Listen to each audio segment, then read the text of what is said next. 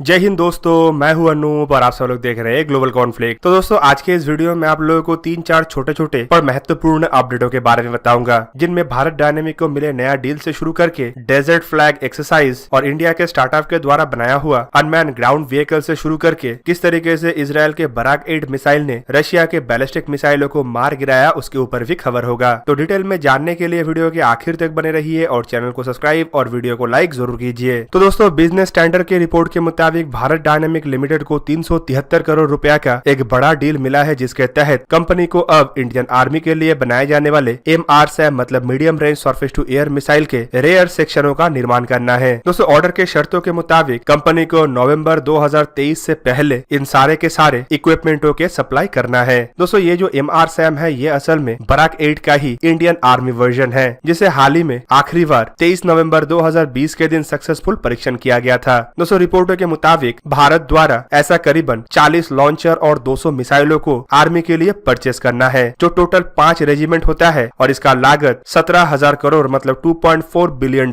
के आसपास है। एक्सपेक्ट किया जा रहा है कि इंडियन आर्मी के तरफ से इन मिसाइलों को 2023 तक डिप्लॉय किया जाएगा। दोस्तों MRSAM बराक 8 मिसाइल का ही एक वर्जन है, जिसे इंडिया के DRDO और इजरायल के कंपनी इजरायली एरोस्पेस इंडस्ट्री द्वारा ज्वाइंटली बनाया जा रहा है। भारत डायनेमिक लिमिटेड के पास इन मिसाइलों के कुछ पार्ट्स बनाने का अनुमति है और उस अनुमति के तहत ही कंपनी को ये डील मिला। तो सबके जानकारी के लिए बता दूं कि बराक 8 मिसाइल को दुनिया के आधुनिकतम सरफेस टू एयर मिसाइल या मिसाइल डिफेंस सिस्टमों में गिना जाता है। इवन आर्मी के लिए जो MRSAM निर्माण किया जा रहा है उसमें command and control system, tracking radar, missile और मोबाइल लॉन्चर जैसे सिस्टमों को इंक्लूड किया गया है, जिनमें हर एक लॉन्चर में करीबन 8 मिसाइल रहेगा। और दोस्तों इन 8 मिसाइलों को कैनिस्टरों में ही स्टोर किया जाएगा और इसी वजह से मिसाइलों को लॉन्च करने के लिए ज्यादा स्पेस का भी जरूरत नहीं पड़ेगा। दोस्तों वीडियो के आखिरी हिस्से में आप लोगों को बराक 8 द्वारा किस तरीके से रशिया के बैलिस्टिक मिसाइलों को मार गिराया गया उसके बारे में बताऊंगा, लेकिन उससे पहले चलिए डेजर्ट फ्लैग एक्सरसाइज के बारे में जानते हैं। दोस्तों डेजर्ट फ्लैग एक्सरसाइज असल में UAE में आयोजित किए जाने वाले एक मल्टीलैटरल एयरफोर्स के एक्सरसाइज है। और दोस्तों इस एक्सरसाइज के लिए इंडियन एयरफोर्स की तरफ से 6 सुखोई 30 MKI और 2 C-17 ग्लोबमास्टर 3 एयरक्राफ्टों को UAE के लिए भेजा जाएगा। और दोस्तों संभावित कल मतलब बुधवार के दिन इंडियन एयरफोर्स के ये एयरक्राफ्ट UAE के लिए रवाना भी हो सकते हैं। दोस्तों इस मल्टीलैटरल एक्सरसाइज में इंडिया और UAE के एयरफोर्स के अलावा अमेरिका, फ्रांस और सऊदी अरेबिया का एयरफोर्स भी हिस्सा ले रहा है। इवन दोस्तों जो सुखोई 30 MKI एयरक्राफ्टों को UAE के लिए रवाना किया जा रहा है, ये वही एयरक्राफ्ट है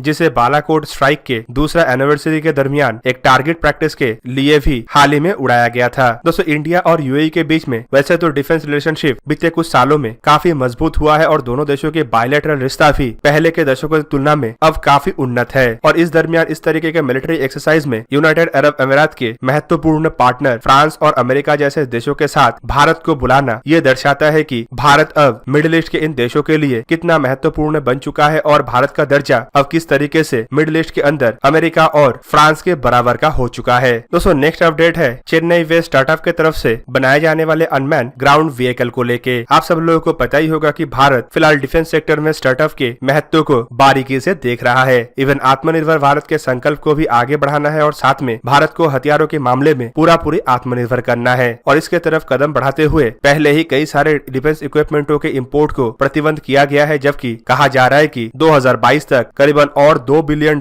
के डिफेंस इक्विपमेंट इंपोर्ट को रोका जा सकता है। और दोस्तों इस दरमियान भारत के अंदर स्थित स्टार्टअप कंपनियों के लिए एक बहुत ही बेहतरीन अपॉर्चुनिटी बना हुआ है और उस अपॉर्चुनिटी का इस्तेमाल चेन्नई बेस्ड एक नया स्टार्टअप कंपनी के द्वारा बेहतरीन तरीके से इस्तेमाल किया गया। और अब कुछ रिपोर्टों में कहा जा रहा है कि इंडियन आर्मी के अनमैन ग्राउंड व्हीकल के रिक्वायरमेंट को पूरा करने के लिए स्टार्टअप कंपनी की तरफ से महत्वपूर्ण बढ़ोतरी हासिल किया गया और कुछ ऐसे ग्राउंड व्हीकलों के ऊपर काम भी किया गया है। दोस्तों अब चलिए सबसे आखिर में जानते हैं इजरायल के बराक 8 मिसाइल के नया सक्सेस को और कैसे इसने रशिया के बैलिस्टिक मिसाइलों को मार गिराया। तो दोस्तों हाल ही में कुछ रिपोर्टों में दावा किया जा रहा है कि आर्मेनिया के द्वारा नवंबर महीने में अजरबैजान के साथ नगानो कराबाख लड़ाई के दरमियान रशिया के द्वारा निर्मित किया हुआ स्कैंडर शॉर्ट रेंज बैलिस्टिक मिसाइल को बाकू के तरफ दागा गया था, मतलब अजरबैजान के कैपिटल शहर के ऊपर दागा गया था। पर दोस्तों हाल ही में खुलासा किया गया कि इन मिसाइलों को इजरायल के द्वारा निर्मित किया हुआ Barak 8 surface to air missile ने खाली डिटेक्ट नहीं किया बल्कि हवा में ही ध्वस्त कर दिया। और इस तरीके के रिपोर्टों के पब्लिश होने के बाद अब रशिया के स्कैंडर मिसाइलों को लेके सवाल उठने लगा है। दोस्तों रशिया के स्कैंडर मिसाइल को अब तक के सबसे बेहतरीन short range tactical ballistic missile का दर्जा मिला हुआ था। इसके कॉम्प्लेक्स पाथ और शॉर्ट रेंज में कम समय के दरमियान प्रहार करने करने का क्षमता इतना बेहतरीन था कि माना जाता था कि इन मिसाइलों को मिसाइल डिफेंस सिस्टमों के द्वारा रोक पाना पॉसिबल ही नहीं है। इवन कई कई जगहों में तो दावा ये भी किया जाता था कि स्कैंडर मिसाइलों को रोकने का कोई तरीका है ही नहीं। दोस्तों ये जो अजरबैजान और आर्मेनिया के बीच में लड़ाई पिछले साल हुआ था, उसमें माना जा रहा था कि इजराइल और टर्की जैसे देश अजरबैजान का समर्थन कर रहा है, जबकि रशिया आर्मेनिया का समर्थन कर रहा है। इसी वजह से कहा यह भी जा रहा था कि रशिया की तरफ से आर्मेनिया को खुल के हथियारों के सप्लाई करके मदद भी किया जा रहा है। पर दूसरी तरफ अगर अजरबैजान को भी देखे तो वो भी रशिया के बड़े हथियारों का इस्तेमाल करता है। पर इस लड़ाई के दरमियान इजराइल के मिसाइल डिफेंस सिस्टम और इजराइल और टर्की के अनमैन एरियल व्हीकल एक गेम चेंजर के रूप में भी साबित हुआ है। दोस्तों ये जो बराक 8 मिसाइल डिफेंस सिस्टम है, इसे इंडिया और इजराइल के अलावा सिर्फ अजरबैजान के तरफ से ही इस्तेमाल किया जाता है। बराक 8 मिसाइल डिफेंस सिस्टम को इजराइल के मल्टीलेयर मिसाइल डिफेंस सिस्टम के एक हिस्से माना जाता है। इसे 2016 में ही सर्विस में लाया गया था और इंडिया में इसे defence research and development organisation और भारत डायनामिक लिमिटेड की तरफ से बनाया जाता है। दोस्तों इन मिसाइलों की खासियत ये है कि ये करीबन 360 डिग्री के कवरेज में दुश्मन के टारगेटों को किसी भी दिशा से रोक सकता है, जबकि इसमें two way data link, active radar seeking missile, smokeless propulsion जैसे सिस्टम इसे एक आधुनिक सिस्टम बनाता है। इसके अलावा दुश्मन के टारगेटों को बारीकी से ध्वस्त करने के लिए और मैन्यूवरेबल टारगेटों के ऊपर भी हमला करने के लिए इसमें thrust vectoring control, dual pulse propulsion और वर्टिकल लॉन्चिंग सिस्टम जैसे इक्विपमेंटों का इस्तेमाल किया गया है। दोस्तों इन मिसाइलों के रेंज को लेकर कहा जाता है कि कम से कम ये 100 किलोमीटर के रेंज के अंदर टारगेट को ध्वस्त कर सकता है और इवन इसका फ्लाइट ऑल्टीट्यूड करीबन 16 किलोमीटर तक है, जबकि ये मैक्सिमम माक 2 के रफ्तार से ट्रैवल कर सकता है। मतलब ये ज्यादातर शॉर्ट रेंज के बैलिस्टिक मिसाइलों को आसानी से काउंटर कर सकता है। पर दोस्तों रशिया के स्कैंडर मिसाइलों को अगर देखें तो इन मिसाइलों को एक आधुनिकतम शॉर्ट रेंज के बैलिस्टिक मिसाइल कहा जाता है। दुनिया में अन्य शॉर्ट रेंज के बैलिस्टिक मिसाइलों के जैसे ये कोई पुराना मिसाइल नहीं है, बल्कि 2006 में ही इसे पहली बार रशिया की तरफ से सर्विस में लाया गया था। 3800 किलोग्राम के ये मिसाइल 7 मीटर से आकार में थोड़ा बड़ा है और इसका डायमीटर 1 मीटर से थोड़ा कम है, जबकि इसमें 480 से 700 किलोग्राम के जो वॉरहेड लगाया जा सकता है वो ही इसका घातकता है। दोस्तों कहा जाता है कि इन मिसाइलों का रेंज 50 किलोमीटर से लेके 400 से 500 किलोमीटर तक हो सकता है और ये करीबन मार्क 6 मतलब 2000 मीटर पर सेकंड के स्पीड से ट्रैवल कर सकता है और ये पिन पॉइंट एक्यूरेसी मतलब करीबन 5 से 7 मीटर के रेडियस के अंदर टारगेट को तबाह करने का क्षमता रखता है। इन मिसाइलों को रशिया के अलावा अल्जेरिया और आर्मेनिया के तरफ से ही इस्तेमाल किया जाता है। फिलहाल 2016 में ही पहली बार खुलासा हुआ था कि आर्मेनिया के पास रशिया के ये आधुनिकतम शॉर्ट रेंज के बैलिस्टिक मिसाइल है, जबकि 2017 में रशियन न्यूज एजेंसी में पहली बार खुलासा किया गया कि इन मिसाइलों को आर्मेनिया के आर्म फोर्सेस के द्वारा ही इस्तेमाल किया जाता है। संभावित आर्मेनिया के पास ऐसा 25 या उससे अधिक मिसाइल है और इनमें से कुछ मिसाइलों का इस्तेमाल संभावित नगानो काराबाख के लड़ाई के दरमियान भी किया गया होगा। पर बराक 8 मिसाइल द्वारा अगर इसे बाखूबी टैकल करते हुए आसमान में ही रोका गया तो ये एक तरीके से इजराइल के मिसाइल डिफेंस सिस्टमों के जीत होगा और दूसरे तरफ ये भारत के लिए भी एक बड़ा खुशखबरी है, क्योंकि बराक 8 मिसाइलों को भारत के नेवी जिस तरीके से बड़े मात्रा में इस्तेमाल करता है तो वहीं पे आर्मी के लिए इसका medium range surface to air missile का भी निर्माण किया जा रहा है, जबकि इसका लॉन्ग रेंज के बराक 8 LR और long range surface to air missile का भी निर्माण भारत के फोर्सेस के लिए किया जा रहा है। तो दोस्तों ये था आज का वीडियो। अगर आपको वीडियो अच्छा लगा तो इसे लाइक कीजिए और मेरे चैनल को सब्सक्राइब कीजिए और साथ में बना हुआ बेल आइकन को भी प्रेस कर दीजिए ताकि आप मेरा वीडियो देख पाए सबसे पहले। जय हिंद।